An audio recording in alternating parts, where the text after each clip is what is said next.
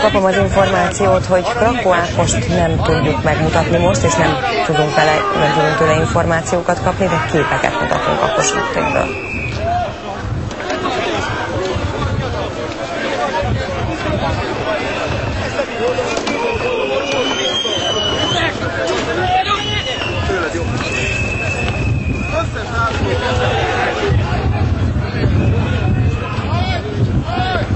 Figyelj!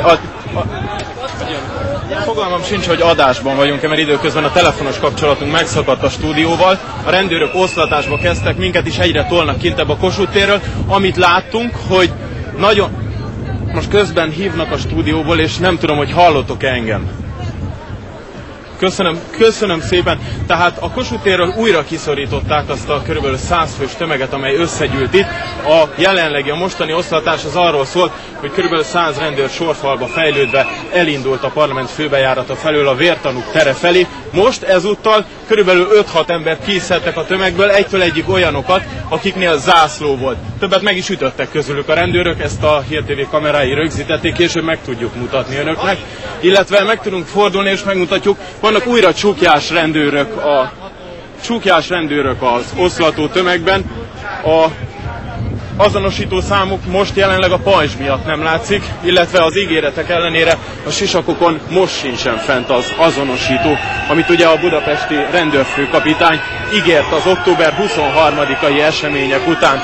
Most már itt a vértanúk terén körülbelül egy 20 ember maradt, illetve a sajtó képviselői, és néha kinyílik a rendőrök sorfala, kijön onnan 3-4 egyenruhás, és egy-egy embert kiemel. Ebből amúgy a tömegnek csak nagyon nagy jó indulattal nevezhető kis csoportosulásból.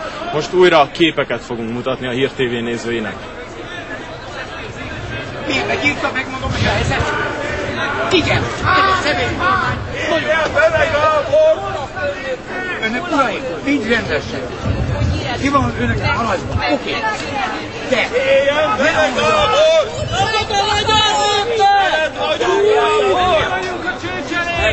Veled vagyunk, Gábor!